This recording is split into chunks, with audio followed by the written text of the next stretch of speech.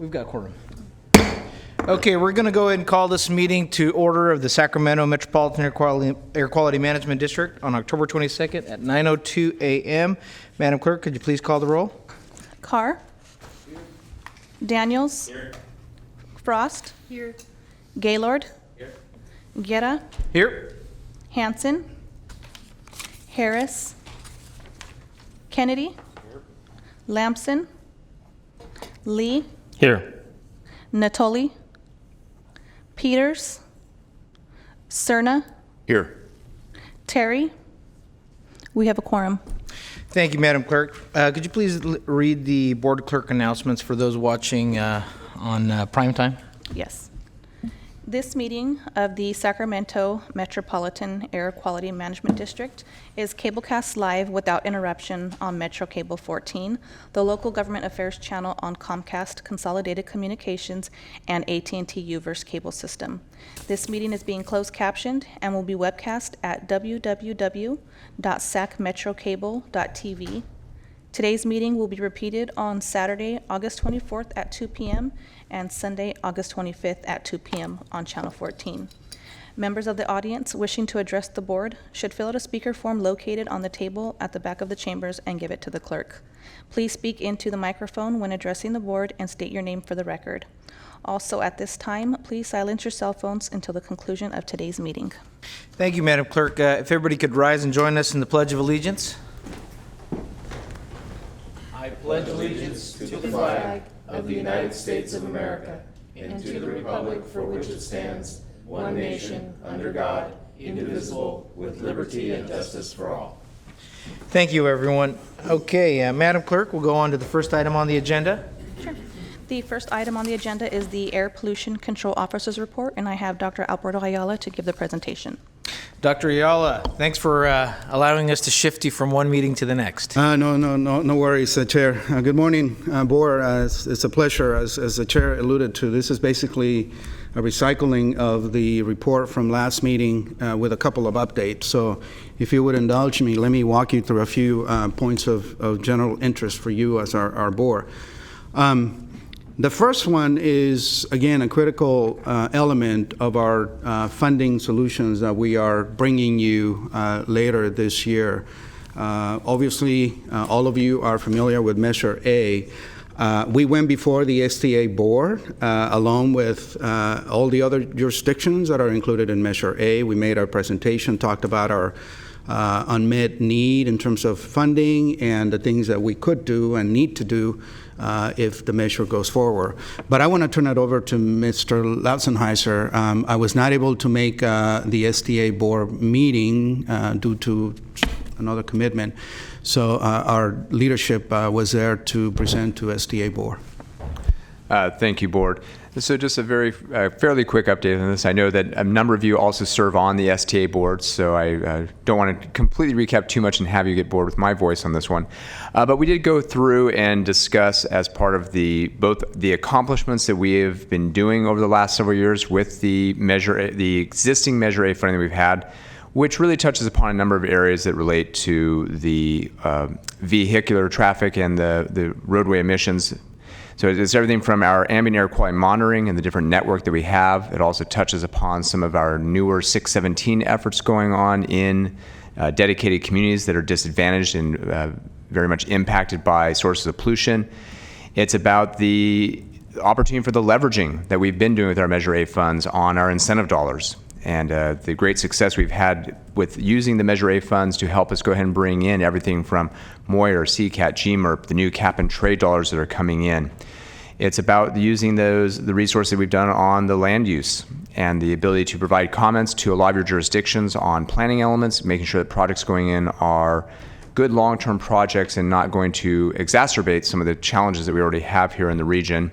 And it's also about the outreach that we do from our communications team, especially during the spare the air season in the summer. Fortunately, we haven't had to call as many so far this summer, but we're heading into some more hot weather. And so I know that's very highly utilized both by the community, schools, individuals that are out there in the area. We also have already provided our 5-year expenditure plan for the current Measure A and about what we're looking forward to continuing with the new Measure A going forward. With that, if there are any questions, I'd be more than happy to answer those. Is there any questions from the board? The only comment I would make on this, thank you for presenting that day, is that, we need to think about, when we look at transportation planning, also the impacts that have in the long run, particularly to our environment and our health. And for so long, I think, historically, we've only worried about the brick and mortar and not the unintended consequences about our land use decisions. So with that, since there are no other items, Mr. Air Pollution Control Officer, you can move on to the next item. Thank you. We'll move along. Another item that I want to highlight for you is one of our interests is also to strengthen the identity and the presence we as an agency have in the community. And our communications office enabled a SACRT train to get a wrap with our district message and logo. I don't know if you've seen the train. It looks great. We're using existing funding for public education and outreach to essentially work with our friends at Sacramento RT to again, have a more visible community presence in terms of what we do and our mission for the region. We have been out in the community. You've all heard about AB 617, the Community Air Protection Program. It is a very significant new mandate that we are implementing in the community. And a lot of what we're doing is literally that, is having a presence in events like the National Night Out. This was a particular event that Director Cerna pointed us out to, and this is where we are going to be doing a lot of our outreach about these new clean air programs. So anything that you are planning on doing, anything that you have as far as your constituents and your communities where you think that the Air District should be present to share some of the opportunities and, frankly, the promise of AB 617, let us know and we'll make it happen. Our team is ready to be out there. I also want to give you an update on another of our funding solutions that we will be bringing to you, and that is simply just to let you know where we are on the discussion with all of our 8 jurisdictions on the per capita fee funding idea. Thanks to your direction, we are basically almost done. We have one more jurisdiction to meet with. That is Ileton, and that is coming soon, but we met with pretty much everybody. Thank you all who participated in those conversations. We made it a point to make sure that we have the respective board representative in the conversations we've been having with typically budget directors, city managers, executive leadership at the various jurisdictions. And we have been fairly pragmatic in terms of presenting data, numbers, presenting as neutral as possible the budget situation, which we have discussed with you, and discussing this per capita concept and how it fits into the overall funding solutions that we'll bring in before you later this year. Another thing that I want to acknowledge and make you aware of, and certainly I want to thank Director Lamson for making it out to support us, is you hear us talk about future mobility and the transformation of transportation to zero-emission solutions. I think part of that is also engaging in demonstrating that the technology is real, that technology is here, that technology is affordable and ready to go. And one of the ways that we do that is working with our partners to do these technology showcases. In this particular case, we were out at Mather in June, and we had a whole host of different heavy-duty equipment and vehicles. And again, the idea is so that the folks that are out there making purchasing decisions for their fleets, for their businesses, can kick the tires and really see the technology and the superior benefits that it can deliver. And obviously, the benefit for us, why we care, is because this has no pollution associated with operation. And again, when we have things like this, we like to have your participation to the extent that you can. We know you're busy, you're pulling in many different directions, but I think it's great for us to be out there with your support. I'm glad to have in the room Supervisor Serna and the Vice Mayor, also Mr. Lemos to my left. We were all fortunate to have been able to go to Aachen, Germany recently in the SMUTS-led delegation to discuss the California Mobility Center. So rather than me talking about it, I want to tee it up and give you both an opportunity. This can be your AB 1234 report, and then anything that Mr. Lemos can add. I'll go ahead and start off. Board Member Serna, he went in a couple capacities, not only as our Board of Supervisors, but as a CARB member. Yeah, thank you. This is the second trip that we made in 8 months to Aachen, Germany, to continue and kind of refine the conversations we're having with PEM Motion, and this time was there was a little more emphasis on understanding the value proposition of the model that they've deployed there to really take advantage and exploit in a good way the relationship that the city of Aachen has with its university, and certainly with commerce centered around kind of the electric propulsion and autonomous vehicle space. I think what we're attempting to do here is, there's several things, but I think one of them is really not reinventing the wheel. We want to take advantage of success stories that have taken shape across the globe, and this is one of them. But at the same time, I think there's a real opportunity to actually attract investment to help us get this center started here. This has a multitude of potential positive impacts for not just the city and county, but I'd say the entire region of Northern California in terms of taking advantage of especially the executive orders that took place with the previous administration that are being recognized almost on a daily basis at the California Air Resources Board, and that is to help expand the markets for zero-emission vehicles and certainly be at the leading edge of autonomous technology. So I want to really say thank you to our Vice Mayor, Eric Guerra, for really being the plow blade, the leader of this effort from the elective standpoint. And I want to thank our esteemed leader of the district, Dr. Ayala, and his very capable staff for being very focused on this. I think this is a real opportunity that in the not too distant future we can be very proud of. Thank you, Board Member Serna. I wanted to also thank all the partners there. When we went there, it wasn't just the city of Sacramento and the county and the Air District. We also had Arlen Orchard from SMUD and his executive team. We had the chancellor of the Los Rios Community College District and his folks. We had the provost and the department chair of the College of Engineering at Sac State. We had one of the vice presidents of UC Davis and their mechanical engineering faculty there, along with our economic development staff.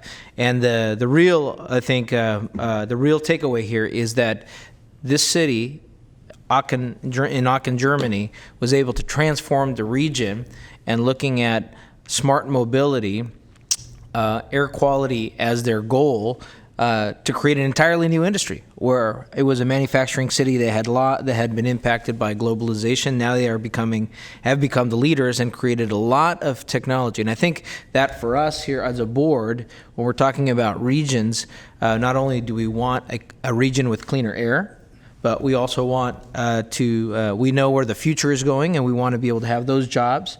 We want to be able to train and have that workforce, and they were able to do that in a very, what may seem long to some folks, but a 6 to 10 years of time to be able to transform an entire region. And I think the takeaway will be here is that we with the California Mobility Center, which SMUD just incorporated recently, we will be able to address air quality, jobs, and workforce training, which for a region. So that's been exciting, and that'll be my AB 1, 2, 3, or 4 report. And thank you again, Mr. Lemus, for being there as well. I just want to, before we leave the item, just want to give a shout out, well-deserved shout out to GSAC too, and Barry Broom. Yes. Our Greater Sacramento Economic Council has been very, very involved and has made this a top priority for that organization as well. And certainly, let's not forget that our good partners at SACOG were also participants. That's right. Yeah, exciting. Yeah, the one last thing I'll point on this was what we saw there was the ability for multiple cities to work together, not just Aachen, but to find different warehouse space, manufacturing space, pulling from jobs, resources. That was the exciting part about this. Well, thank you very much, Mr. If there's no questions, we'll go back to our pollution control officer report. And just to make a finer point, put a finer point on this, why as an air district are we interested in this? Obviously, we're not an agency that is going to fund a manufacturing facility. One of the aspects here is technology and policy development. We need to understand the potential for technologies that can be developed at the California Mobility Center to help us advance in our clean air and low carbon goals. Why? Because then we can use that to leverage, working through Supervisor Cerna, some of the state policies that could actually promote this type of development. We talked about incentives and some of the things that we can do locally. We need to understand the potential of how this could potentially fit into that future.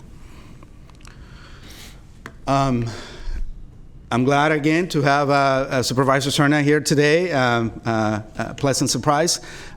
We also had.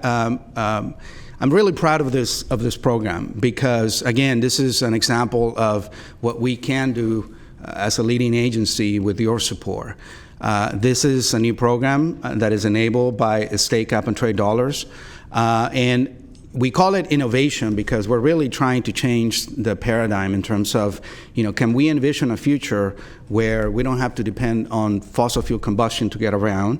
But even better, can we envision a future where we can use innovative mobility solutions and micro-mobility to get around without having to depend on a vehicle, right? Clean Cars for All was launched. We had a big press event. Again, not only do we want to get the word out in the community that we're open for business, but also, again, it's this theme of having a very viable presence in the community in terms of, what is the air district and what do we bring to the region. We had a great event. We had Congresswoman Matsui come out and support us. Let me stop there, and maybe our chair or Supervisor Cerna want to add your perspective.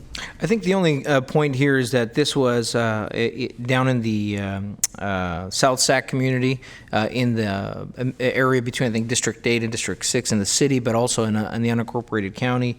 And it really, you could see the tears in the families that were benefiting from this program, where their reliability of mobility was an issue, where they didn't know if they were going to be able to make it to work on time, and the ripple effects of that would happen if that didn't occur.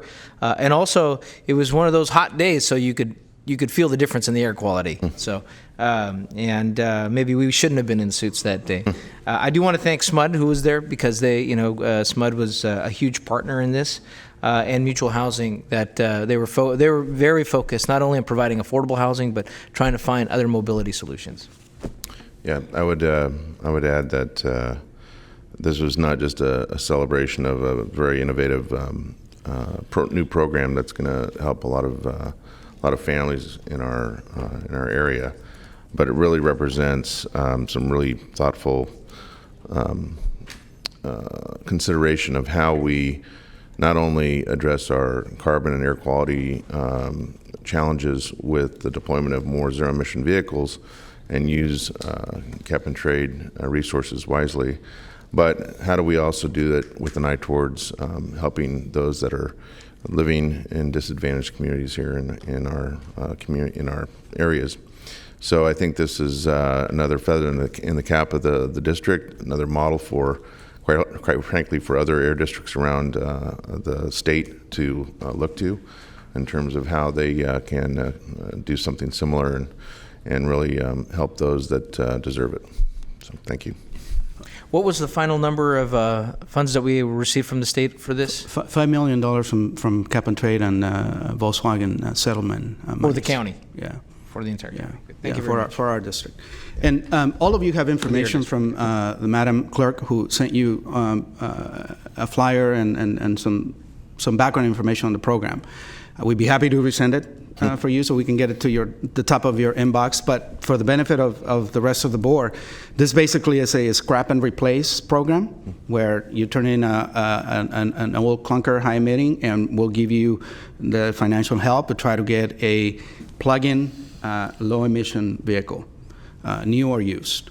It's strictly targeting low-income residents in our county, so that's a great economic leveraging point. And then the element that I'm most excited about, just because it's so innovative, is what we call scrap and forget, and that is, could you turn in your car and try to get around with the different mobility solutions that we have in the region? Microtransit, Uber, Lyft, the bikes, gig, et cetera. And for the participants that choose to go there, we're going to give them a Visa card loaded with $7,500 so they can use as they see fit. So again, trying to change the paradigm in terms of, can we envision a future where we can meet all of our needs without having to be so reliant on the vehicle? So great program. Can I make two last points? One of them is one that I pointed out during my brief remarks at the event, and that is, this is a cumulative program, and by that what I mean is that on top of course, it's an income qualified program, but it also is on top of the federal and state credits that you get, CVRP credits from the state and federal credits, towards the acquisition of not just a new vehicle, but as our secondary market of zero-emission vehicles continues to expand, it gives families a great opportunity to acquire these zero-emission vehicles, in some instances at no cost, if you think about it, once all those credits are applied. And then I wanted to also just say that, again, I think this is a great example, a very tangible example of the use of cap-and-trade dollars. And I know that cap-and-trade still remains kind of a mysterious, very complex platform that the state uses to not just acquire funds, but to do what it's intended to do, which is reduce carbon emissions. But I would encourage my fellow directors that if you're building kind of a portfolio in the back of your minds of what cap and trade does that is affecting our constituents directly, this is a great example to cite when you have the opportunity to speak with your various constituencies and cite the terrific programs that we're doing at the local level, but taking advantage of state resources. Yeah. Mr. Lemos is responsible for the program, and the day after, I think we were flooded with 600 calls, which is great, right? That's what we want. So if you have constituents, please get the word out, because this is on a first-come, first-served basis. And as I was telling some of the news media in interviews, we want to spend the money as quickly as possible, because that shows two things: that we know how to implement good programs, that we've reached success, so then we can go back and, with the supervisor's help, go to the state and say, give us more money so we can continue to do this kind of program. Let me complete. This is my last point, and this is simply because I need you to be aware of a new function, capacity that I've accepted. The Electric Transportation Community Development Corporation was recently formed. It's essentially a nonprofit that is pushing for equitable transportation electrification, very much modeled after the California Electric Transportation Coalition, that at least I know Supervisor Cerna is well aware of. Why we're interested? Because again, this is electrification of transportation. It's not only in our region, but certainly our region will benefit from being at the table. I was invited to join the board of this organization after concurrence with council. I accepted, and you can see some of the notable people that are on that board. Very excited, because I think again it's gonna lead to our ability to move the needle on these goals. With that, I'll conclude my report, and happy to answer any questions that you may have. Great, thank you, Dr. Ayala, and I appreciate you bearing with us. And I know that this is a long report, but we'd moved you a few times here. So, if there are no other questions from the board, then I'll ask the Madam Clerk to go to the next item on the agenda. The next item is the consent calendar. Item 1, the July 25th, 2019 Board of Director meeting minutes. Item 2, public pay scale. Item 3, Air Pollution Control Officer Agreement Amendment. Item 4, contract with County of Sacramento Department of Revenue Recovery. Item number 5, contract amendment with Endeavor Consulting Group. Item 6, Clean Cars for All Program Development and Case Management Services Contract. Item 7, Community Air Protection Program Air Monitoring Trailer. Thank you, Madam Clerk. I'll ask for a motion from the board. It's been moved and seconded, moved by Board Member Hanson, seconded by Board Member Terry. Any further discussion? Seeing none, all those in favor signify by saying aye. Aye. All those opposed, measure passes. Madam Clerk, go on to the next item. Item number 8 on the discussion calendar, I have Cooling the Capital Region, update on Urban Heat Island Project, and I have Shelley Zhang to give the presentation.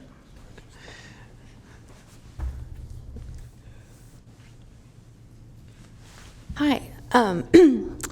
Good morning, Chair Guerra and members of the board. My name is Shelley Zhang, and I am in the Transportation and Climate Change Division at the Air District. And thank you for giving me the opportunity to come and speak to you today about a topic that is very important to our future today, as well as the future of your children and grandchildren tomorrow.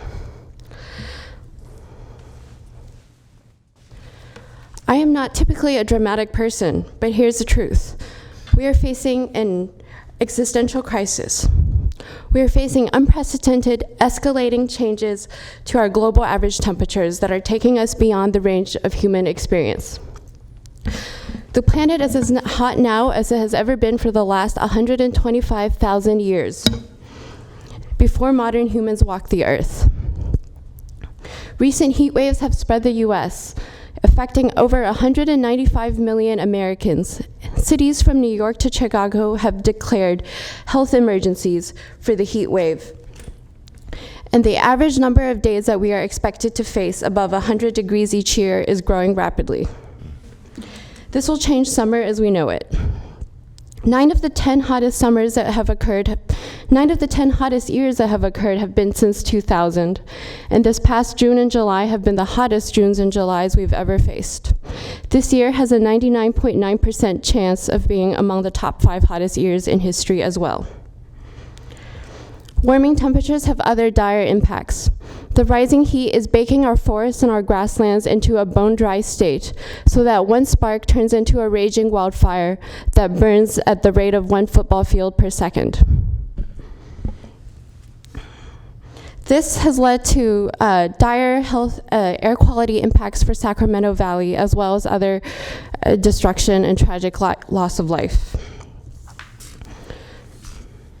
These weather and climate impacts are also affecting our local and regional economy.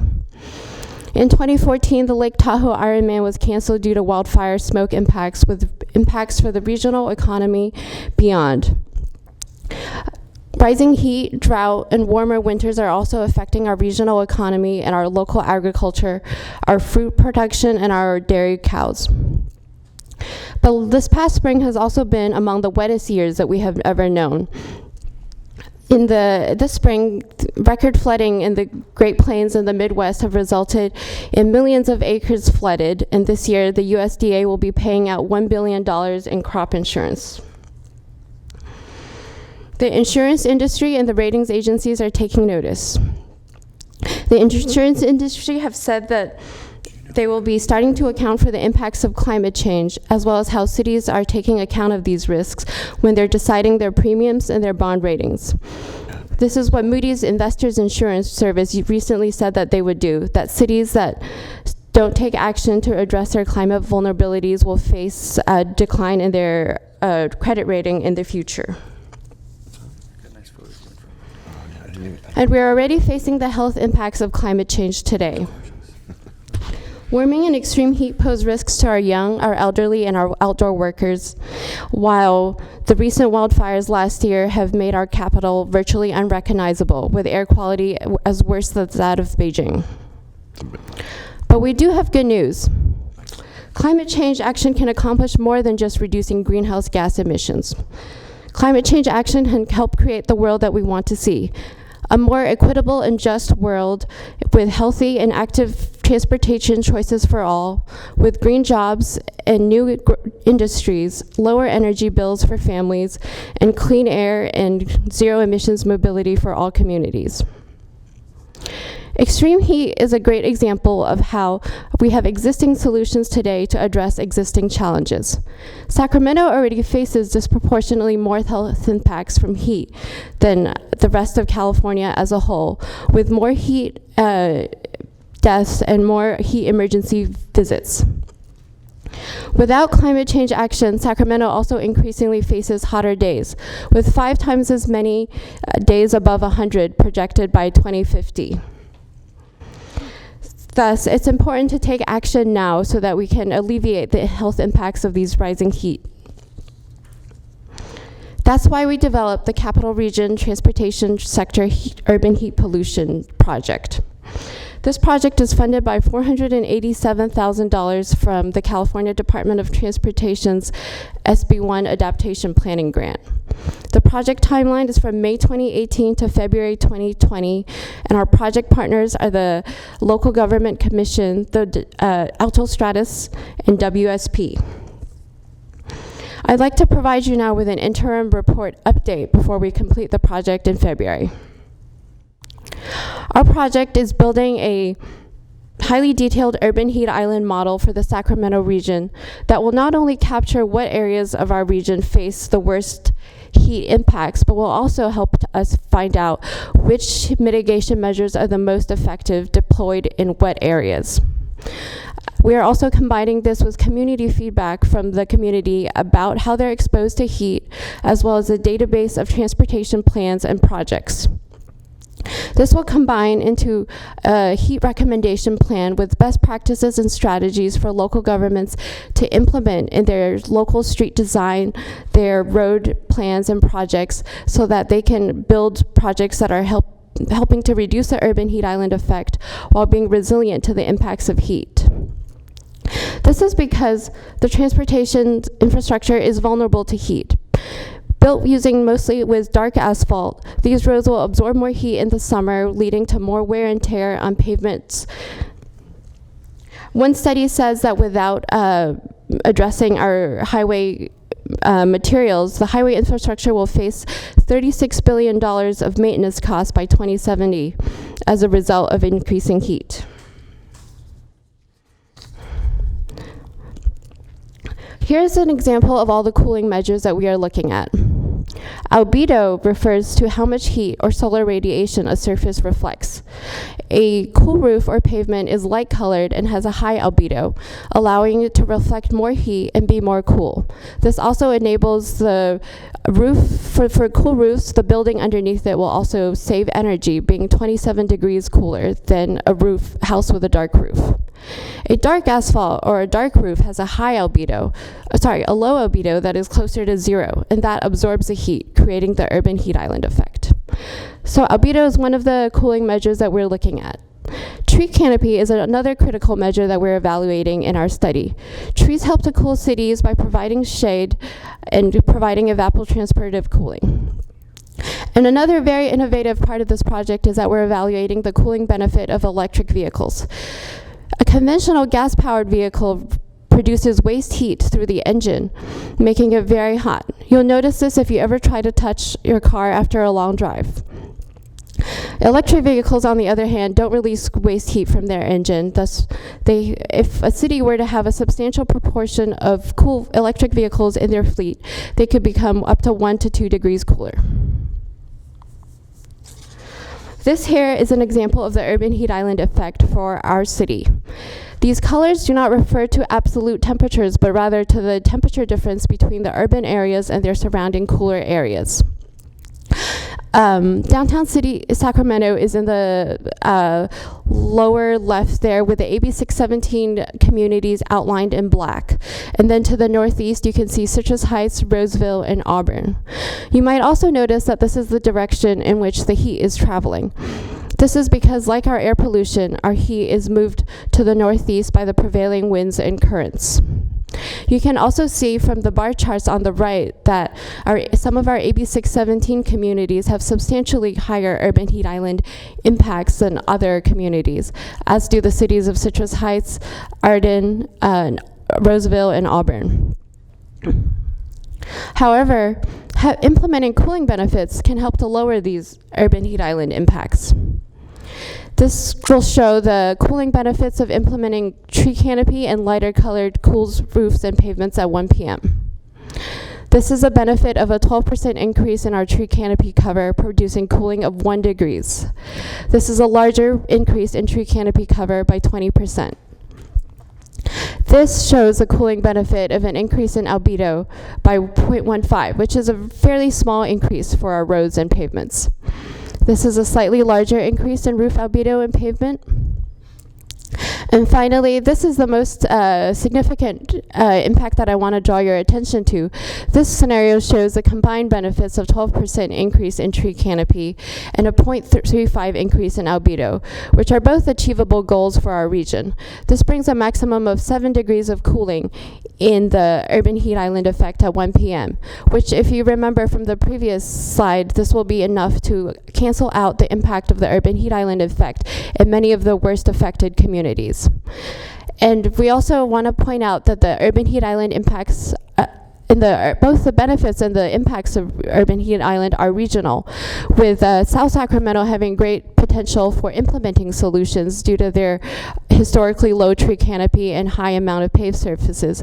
But you can see here that the benefits spread beyond the region. This is a closer look at our AB 617 communities with urban heat island mitigation benefits. This shows the implementation of lighter colored cool pavements in the transportation plans and projects in the AB 617 communities.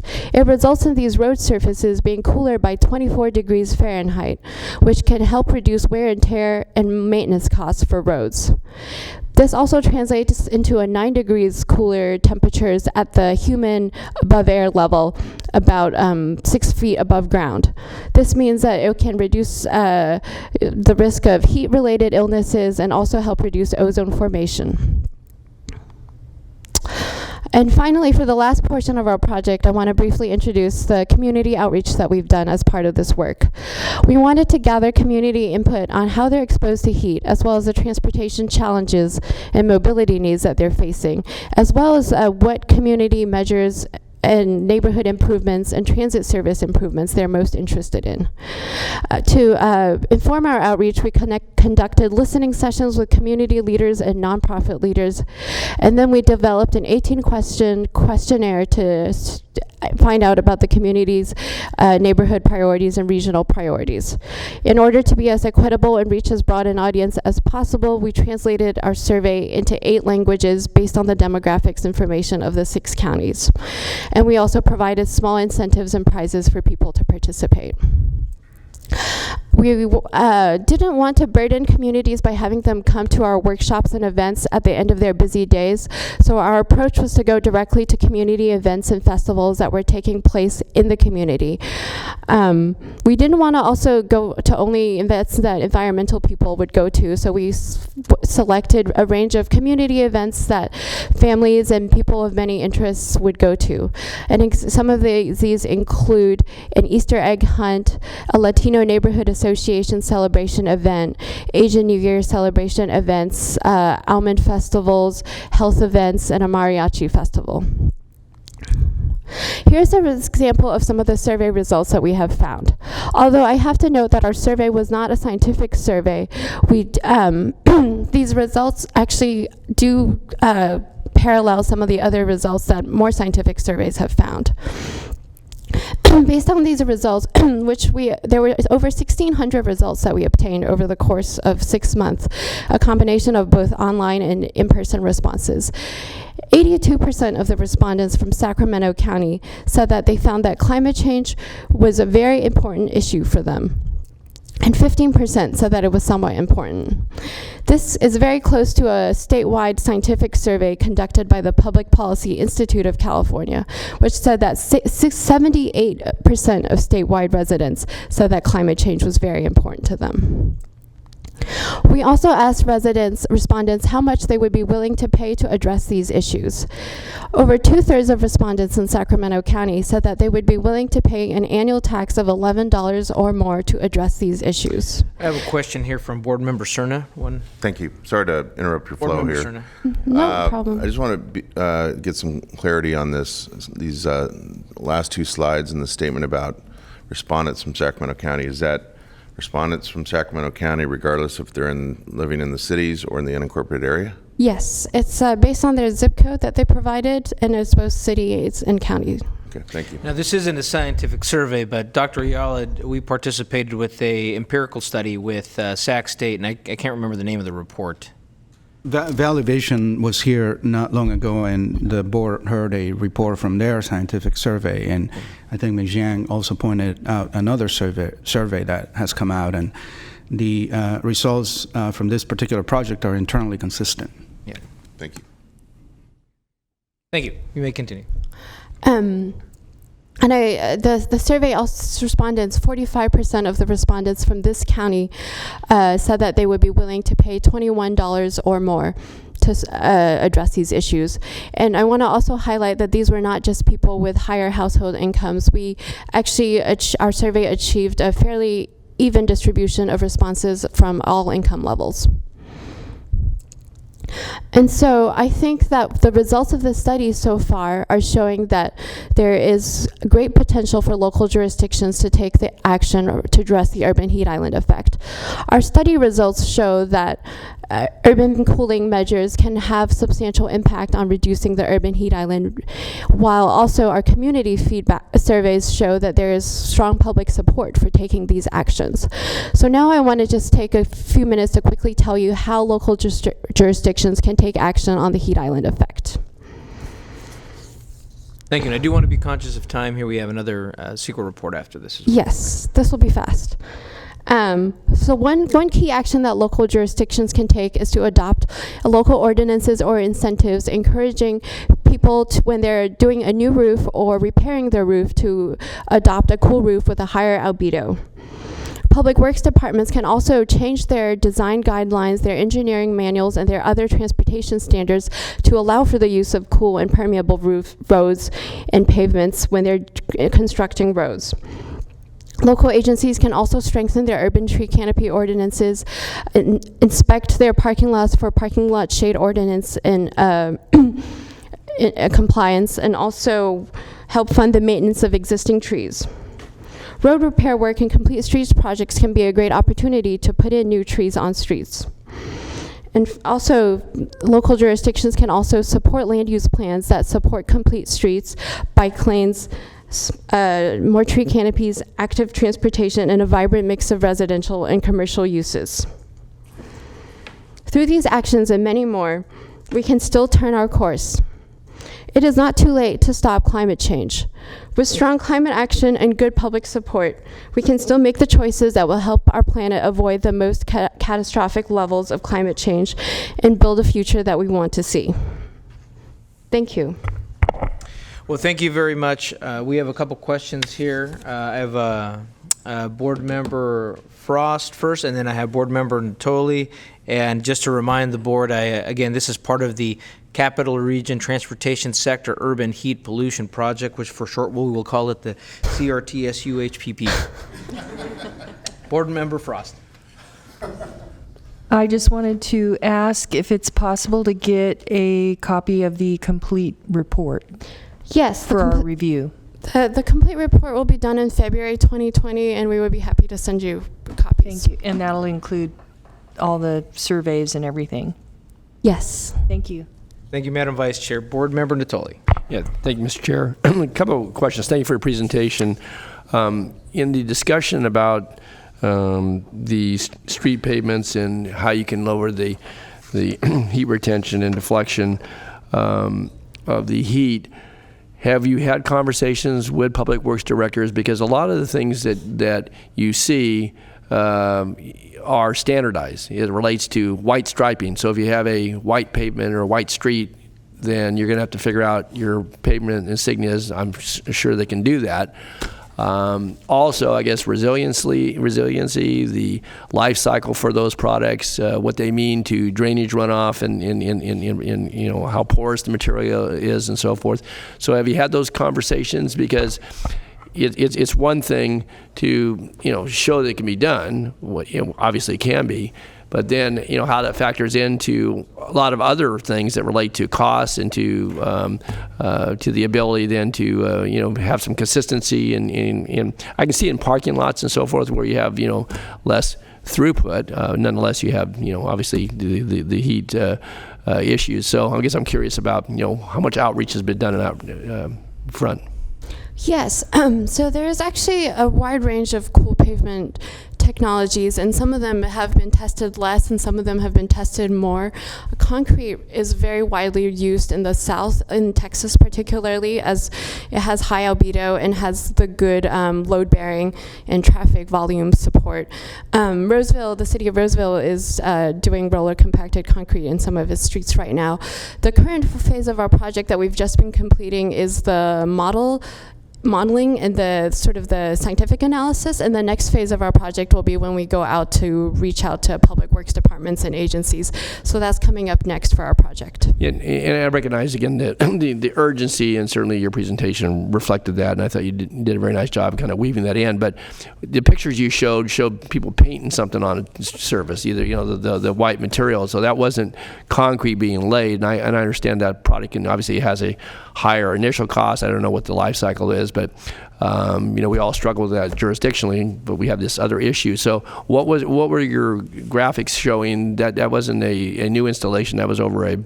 That was, I think that's a Cool Seal, which is currently being trialed by it's Los Angeles right now. Okay, so that's being experimented with or piloted in some other communities in California. The Cool Seal is what you call it? Yeah, it's called Cool Seal with no space in the middle. I think that one is basically you're painting it on over existing asphalt. So that's a low-cost modification that you can do for an existing road. Whereas, for example, roller compacted concrete would be when you're repaving. So is that impermeable? Is that just, or is it, how does it adhere, or is that what they're testing out to see how long it lasts in certain environments, hot and cold and all the... Yeah, I think that basically they're painting it on and it dries. It is impermeable. There are other pavements that are permeable that also have a cooling benefit. I think this one is a result of a study that's actually ongoing right now, so they'll be able to produce results about how well this particular material performs. Okay. So there more information is forthcoming, obviously still in some, I say trial periods, I guess, if that's a fair way to characterize it.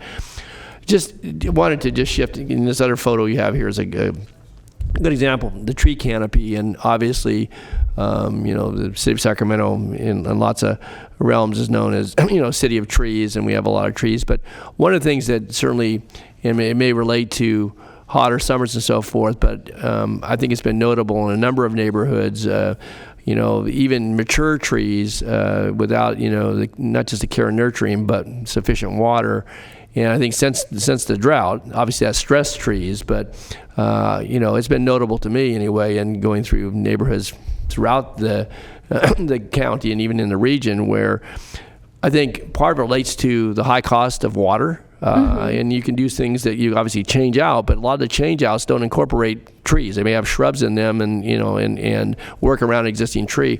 I would just say that I think that as you're having a conversation, kind of going back to the practical aspects, that if we're going to encourage trees, how then for homeowners, a lot of times maybe even being in rental situations, how we encourage them again to do things that allow those trees to thrive in the environment, because they are key. I have no disagreement, and I think that the more we can do. And in fact, I find it very sad when you drive through areas, even some business parks and such, and you see fairly mature trees that are just, they're dying or dead, and that's a result of neglect. But I think it's also a result of some folks making choices about how much water they're going to use to keep that landscape green and keep those trees alive. And that's, that's again, that's those choices people make every day about, where they're going to spend their dollar. And I'll just give you one example very quickly here. That I was at a community meeting last week, and folks in an area in our county where it's a fairly compact neighborhood. A lady told me her water bill was $537 last month, and she had the ability to pay that. But she said they're making choices about. I'm thinking $537 for your water for 1 month. So, and that may be an extreme situation, and I don't know what the yard and any of that, but I think that as we look at that, and certainly how precious water is and how precious our clean air is, and the whole thing with climate change, I think we need to keep that as a consideration, how we help folks along the path to make sure that Canopy thrives. So, thanks, Mr. Chair. Thank you, Board Member Natoli. And I think to that point, part of I think the bigger message here is future planning and thoughtful planning. I mean, when we talk about the tree canopy, most of our city, particularly the city of Sacramento and older cities, irrigation was designed in a way to keep the grass green and not necessarily focused on the most efficient way to water tree. And obviously, the cost of maintaining a lawn versus the cost of the health of a tree is much more expensive on maintaining the lawn. But that's because we've had to think now about the different methods of irrigation. And so I think if Board Member Harris was here today, he'd probably give us a lecture on the appropriate way to water our trees, which would be much more cost-effective than actually our lawns. But that's a new education point. Our old infrastructure isn't designed for that, and so as we move forward to do that, if this is going to be a priority, then that's an important thing to think about, that part of the infrastructure. And I would say that my brief stint at the Transportation Laboratory, I think the study of pavement is something that our region actually has had some history with. So I would actually like to hear the next step for this. I'd like to get back maybe either from both our experts at Davis or Sac State or even Caltrans to find out what is that cost comparison of pavement, so that our public works departments are aware of that. Public works departments right now are fixing potholes, and that's where they're focusing their energy on. I think one thing that an added value that this air district could provide is a level of research that could be brought back to our public works departments on that. And then I have Board Member Frost. I also wonder if we can somehow find some solution. One of the problems that we have is that historically we have watered our lawns and our trees have not received the proper deep water that would encourage their roots to grow deep, and so the roots are shallow. And so I don't know if there's a way to transition now that the tree is in the middle or late part of its life cycle to change that, that maybe that's something, an education process that we can work with our community members. Okay. Thank you. We need to move on to the next item, but I'd like you to go back to slide 11 here. And close out with this component that I found in your presentation interesting. And to Mr. Daniels, Board Member Daniels' comment before, I think one thing that's missing in your presentation is the word region. I think the heat island effect doesn't stop at any one city limit, and it impacts everyone else. I guess Roseville is the beneficiary of all our hot air moving towards them. I don't know what that says about us, but the point being that we have to all be working together on this to address any kind of to make any regional impact. So with that, thank you for the presentation. And Madam Clerk, since there are no board members signed up to speak, Madam Clerk, if you could go move on to the next item. Thank you. The next item on the discussion calendar, item number 9, California Environmental Quality Act Program Review, and I have Paul Philly to give a presentation. Chair Guerra, members of the board, thank you. Because of the time, I'm going to go quickly, and if it's too fast, you can slow me down. I'm going to briefly talk about the purpose of the Sequin land use program, and then 3 major changes that are going to be happening because of various external impacts.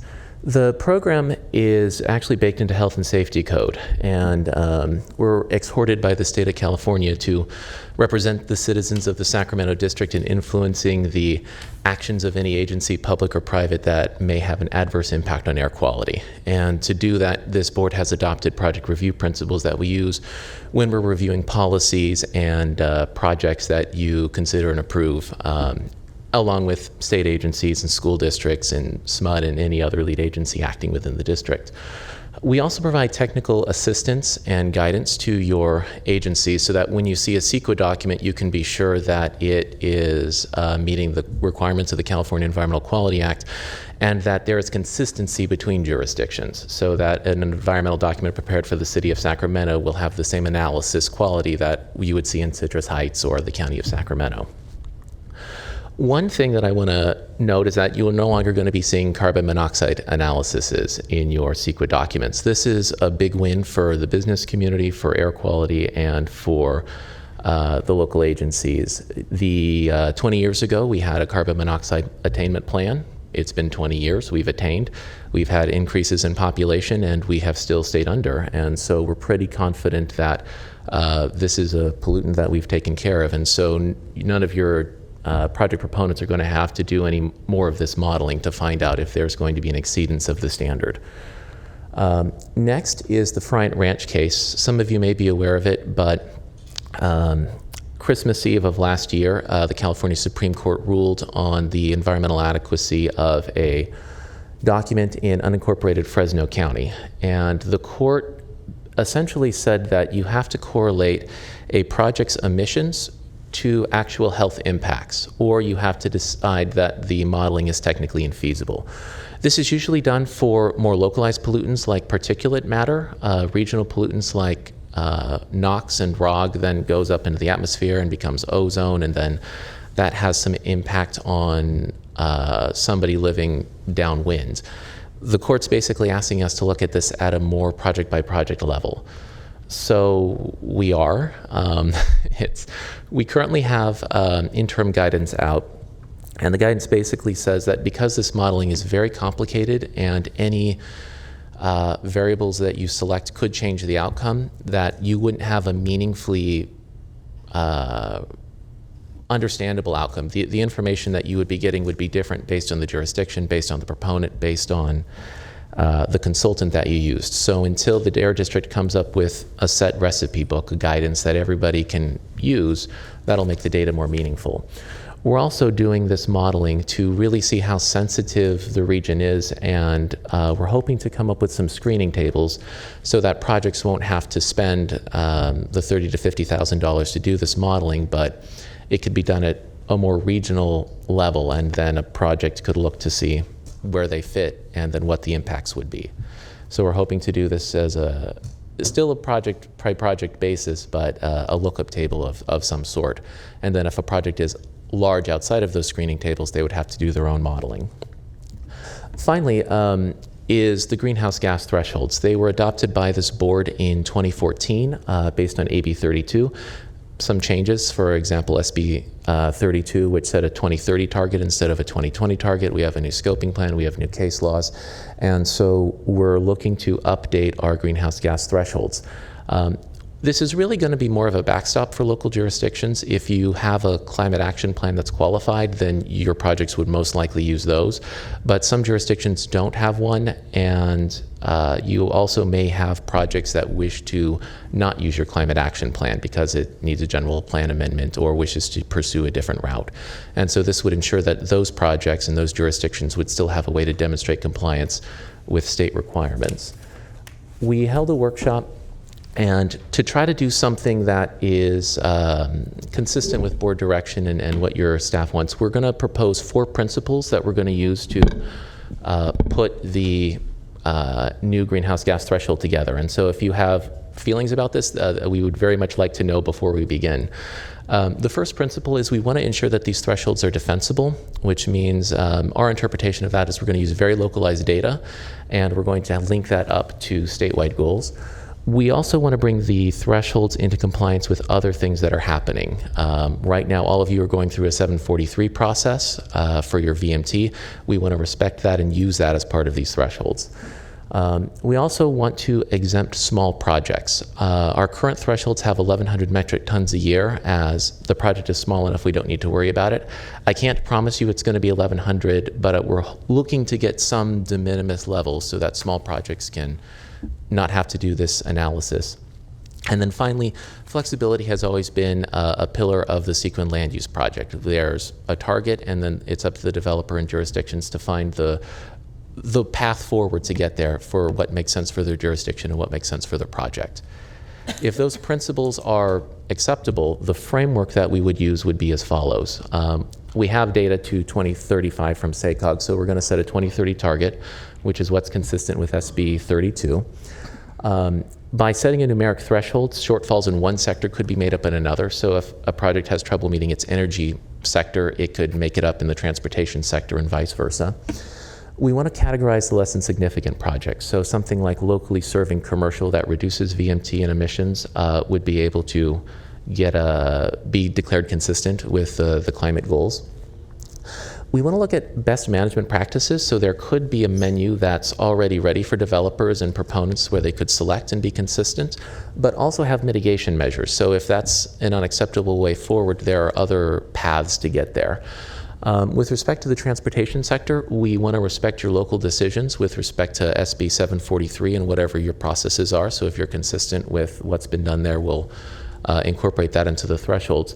And we're going to be using the MTP-SCS that SACOG approves to set a baseline. And finally, with the energy sector, we do want to base it on Title 24 compliance, which talks about on-site energy, renewable energy creation. But we also want to use no natural gas as a baseline for new construction. That's not to say that a project wouldn't necessarily have natural gas, but the assumption in order to meet the 2030 would be that you wouldn't. And if you chose to go with natural gas, you'd have to incorporate additional mitigation measures. So if the board has any direction, thoughts, or comments, I'm ready to take them and incorporate that into our process. Thank you, Paul. I do have a board member sign up to speak. I just wanted to say thank you for your work on this and the staff for not only focusing on the air quality need for us, but also being thoughtful about the business impacts to the regional economy and how we can, as we're moving through this process, how are we being sensitive to that point. Board Member Natoli. Yeah, just a question. So on the no new natural gas piece of that, using that as a threshold to start from the conversation. I heard what you said, that they could be permitted, but so is that something that's being dictated under state rules or federal rules, or is that something because of obviously emissions and whatever calculations go into the greenhouse gases that we're implementing that or potentially implementing that? And I guess I just wonder what the implications are. Obviously, they're, to my point earlier about water, I think that natural gas, it may have negative impacts, but it also has a cost factor that I think allows folks to potentially heat and or use for heating of water or cooking at a lower cost, at least as I recall anyway, than electrical costs. So. Right. So the way we're looking at natural gas is there's the Mayor's Climate Commission and the County of Sacramento's plan, and looking at all the different measures to get to 2030, right. Removing natural gas seemed to be the most cost-effective way forward, but we do know that some projects may wish to do that, and we wanted to grant the flexibility. But we wanted the most cost-effective way forward to be our baseline and also sort of consistent with what other jurisdictions we're looking at. With respect to the cost of electrification, we commissioned a study with our technical consultants, Ramble, to look at water heating with electricity, space heating with electricity. And from a developer standpoint, it was actually cheaper to go with all electric subdivisions than with mixed fuel subdivisions. One is you don't have the cost of the piping, and then instead of building a furnace, you were just building basically a heat pump. Mm-hmm. And you could also use heated water and other techniques. And the new Title 24 homes are very much sealed up. These aren't these 1970s Rancho Seco electric-only subdivisions. The homes are performing. So we can provide that study to you. Yeah, and I guess what, certainly, kind of been repeated here today, but, life cycle and cost to consumers, recognizing you can't predict the future, and obviously there are any number of components to that. But I just, again, if you look at, neighborhoods, throughout the region, but certainly in areas that are serviced by natural gas, that, again, houses were plumbed for that, people can make choices about what they want to use or not. I mean, they aren't forced to, I mean, if they're plumbed that way, obviously people buy them in that stead. So I get you're trying to change certain things here, but I guess I'd be interested, Paul, in seeing that information as we, kind of go forward and you seek impact. And I know that we've had this conversation during our general plan development at the county about how with some of the larger subdivisions, some of the offsets in order to get to the air quality, emission standards and to meet their CEQA obligations. So I'm not unfamiliar with it, but I appreciate the information here. Thanks. Thank you. I guess if I may add one point, there's a lot of interest and conversation going on about natural gas for future development. For safety reasons too, I've heard that. And as Paul mentioned, we're trying to align this particular element, which is under our responsibility, and we need your direction with everything else that is happening. Obviously, SMUD is very interested, and they are a key player in this area. The Mayor's Climate Commission is very much focused on, can we get to a point where we can electrify homes? So I think that's really the genesis for this idea. Obviously, we're not going to do it in isolation. We need to continue the conversation with not only the agencies that we typically work with, but also, like you said, with the county and city planners and the folks that really would be on the hook to implement something like this. So we'll definitely keep you posted on that. But I guess the last thing I'll say, I think there's broad recognition that methane is something that we can do without at this point. There's cost-effective solutions, and I think there is the will and the way to put some of these solutions into place in our region. So, okay. Thank you very much. Thank you for the presentation, Madam Clerk. What's the next item on the agenda?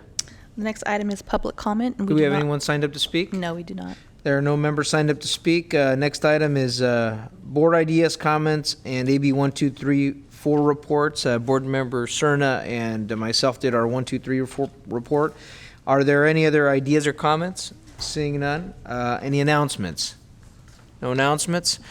Just want to thank everyone for their time here today, and we are adjourned at 10:07 a.m.